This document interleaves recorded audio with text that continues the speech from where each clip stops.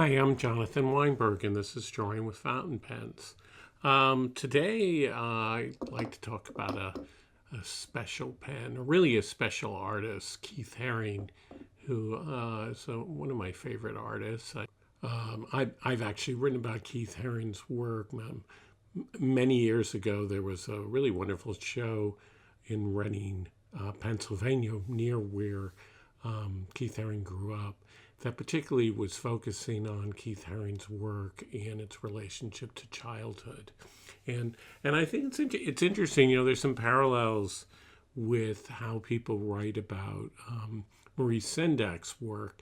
In some ways, they conflate the quality of their work, which is about childhood. Probably Keith Haring's most famous character is sometimes referred to as the radiant child, and certainly Haring's work appeals to kids, but they conflate that with the sort of idea that the artist is like a child, and I was trying to sort of complicate that. For example, when Keith Haring, who was born in 1958, when he came to New York and he was studying at the School of Visual Arts, I think people were surprised to find that he took classes on semiotics and was really interested in the way that signs and certain kinds of drawings can communicate to people. And he was interested in performance art, and his work was really quite conceptual. And then he made this shift into a kind of art that is so related to graffiti, but it's also influenced by like a wonderful French artist, Dubuffet, and you could see Calder and certainly Picasso.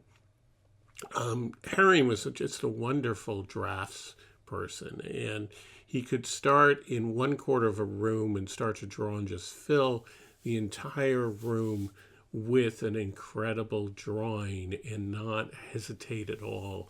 And he used that quality to go into the subways, and he became famous for doing kind of chalk graffiti. But after a certain point, they actually put up black paper on the walls in the subway to sort of almost encourage him to make drawings. And so, like a lot of artists, he became really super famous, and his work became famous. But throughout his entire career, he was always doing art in the public, doing all kinds of things for free to raise money for children. And then when he got HIV/AIDS, he also did a tremendous amount of work, well, also against drugs, but also raising money for HIV and AIDS, and really was very courageous in the way he dealt with his own personal illness, and died in 1990.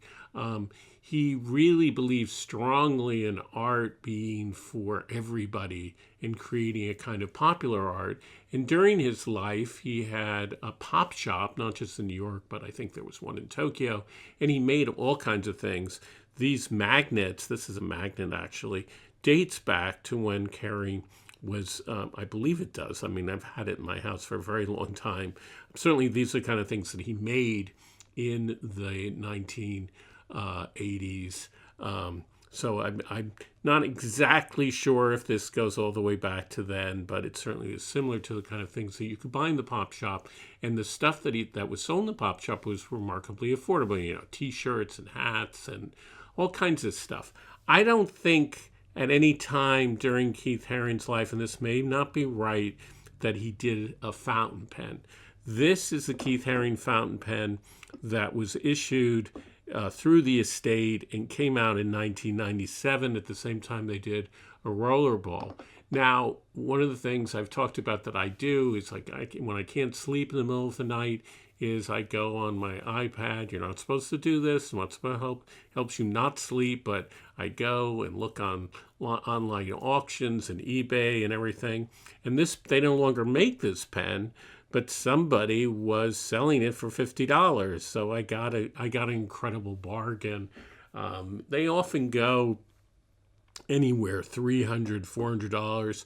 If you go on Acme's own website, they have an archive, and they kind of claim that their pens have, that they no longer might have these sort of incredible values. I'm not sure. One thing is true, though, is that although I got the pen, it didn't come in its original box, which is kind of nice.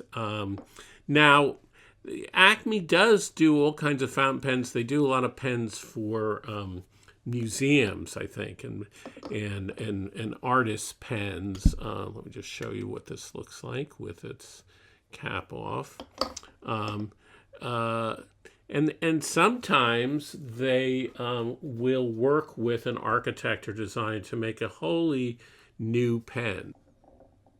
So this is the Robert and Trish Houseman design pen. It's called the Rings Red. There's a white and black version of this, and you can see this pen, it's kind of crazy, is completely designed. And it's a whole new form for a pen. I love this pen, but, I wouldn't write with it every day, but it's kind of cool. And you can still get this actually quite affordably. Anyway, so, Acme will do some pens that are completely designed and fresh, but a lot of their pens, particularly pens by dead artists like Leonardo da Vinci, and here's a pen that I've reviewed in the past. This is a Frank Lloyd Wright pen that they did with the Frank Lloyd Wright Foundation estate. And you can see that this is actually the same pen as the Keith Haring pen, but they just have a different print on the outside of the pen, right? Well, this one's gold and this one's silver, but otherwise they're very, very similar. I also got this kind of at a bargain price. So I don't know what I think about that ultimately. I will say that the drawing on this is really lively with these kind of bodies that are all entwined. There's a kind of quality in Haring's work, which I love, which is kind of polymorphous, perverse quality. His figures are always sort of almost in orgies of dancing around. They're interacting with aliens. They're often coming out of television sets. They're really, really lively. But there's also this kind of freedom, a kind of celebration of nudity, certainly of queerness, because everybody, boys and girls and men, and everybody is sort of intertwining with everybody. There's no sense of, traditional heterosexual connections in Keith Haring's work, and he's very much coming out of the East Village and New York in the late 70s and 80s, and the period right after the Stonewall riot. Well, the Stonewall riots happened in 1969, but in the 70s, there's this kind of explosion of civil rights for queer people. And Keith Haring was very much part of that whole idea. And then when AIDS happens, he too, as I was saying, very much was on the forefront of trying to raise awareness, to raise money, to fight the disease. So there is a whole political component to his work, but also a remarkable sweetness and exuberance to this work. And I think that conveys very beautifully in the pen. In a certain way, this is a good comparison because this Frank Lloyd Wright design is quite elegant, but I think the Keith Haring design in the end works much better. Now, this design is called Doubles Multi. I guess that's because of the kind of figures are sort of like doubles, I guess. I'm not quite sure where that comes from. It also exists in a rollerball. They did a really beautiful silver version of a Keith Haring pen on Acme. I'm not quite sure if that ever was a fountain pen. Definitely was a rollerball pen. And if you like the idea of Keith Haring pens and you don't want to spend this much money, actually Coran d'Arche, I'm not quite sure how you pronounce that, does wonderful pencils and drawings. They actually have come out and worked with the foundation and have a line of pencils and pens, not a fountain pen, unfortunately, but different pens, and they're quite affordable. I think when they first came out, they sold out. Came out in like 2023, but I think now you can get that. And so that's a way to get Keith Haring. I will, however, forewarn you that a company in Germany that I think makes kind of fun and cute pens, but they have a pen, it's called Online, and they have a pen series called the Campus series, and they in particularly focus on students. Sorry, because there's noise outside. Anyway, they focus on student pens, and they make a pen like this one. That when I first saw this, I thought, oh, this is a Keith Haring pen, right? It looks like a Keith Haring design and drawing, but it's not. And you can tell that because, first of all, the drawing is kind of different. It doesn't really have his signature babies. And it doesn't say on it, it doesn't say copyright Keith Haring Foundation or anything like that. So this is, actually kind of knockoff. Years ago, they sold something that was far more a copy of Keith Haring, and you can see it on eBay. Even now, someone is selling it as a Keith Haring, and it is not Keith Haring. It's called something like the Gallery Collection. I don't think they make that anymore, but you can sometimes see it, and it's often sold for more than $100. Do not be fooled. It is not the work of Keith Haring or comes from the foundation. So that's something to keep in mind. In terms of writing and drawing with this pen, I have to say it's not great. I suspect that the nib on it is a Schmidt nib. I don't know for sure, but that's what it looks like and feels like. I did do a big drawing with it. At the end, you'll see of some of my beautiful irises. And here I'll show you. It writes okay. I wouldn't. It's not terrible, but it's a bit scratchy, and it's kind of like a nail. So it doesn't have any flex to it. It's writing a bit like a Japanese medium or a Western fine.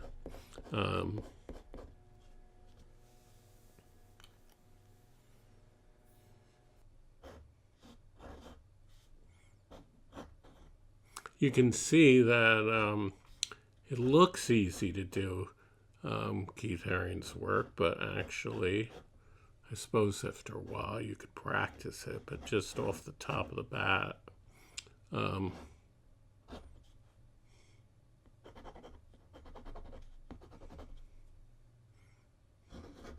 I wonder if he ever used a fountain pen. I know, obviously, he used markers.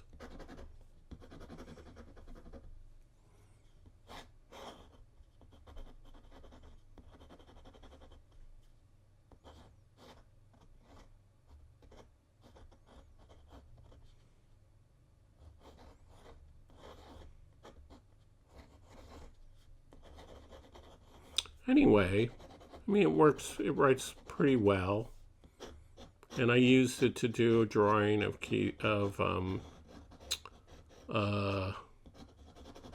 irises.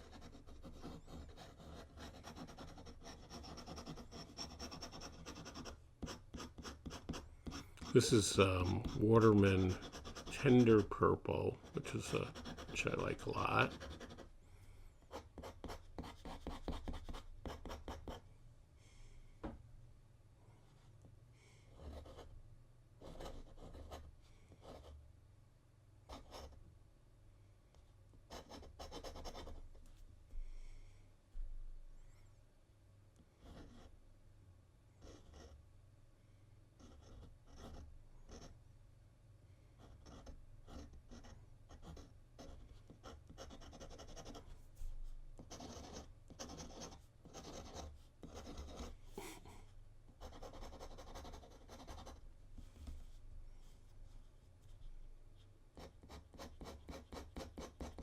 What you can see is that I am no Keith Haring.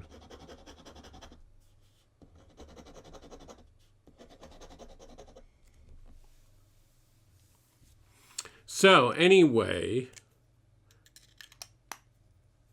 the one thing that I wasn't able to get in this process was, for the $50, is I didn't get the box that it comes in, which is really nice. You can see with the Frank Lloyd Wright pen that comes in a really nice box, right? And there would have been a similar nice box that would go with the Keith Haring pen, so I didn't get that for my $50, but I did get this pen. I should say also it's quite substantial. It's a pretty heavy pen. It actually reminds me of a lot of the old sort of like Jin Hao Chinese pens. I think there's like a 459 or something like that.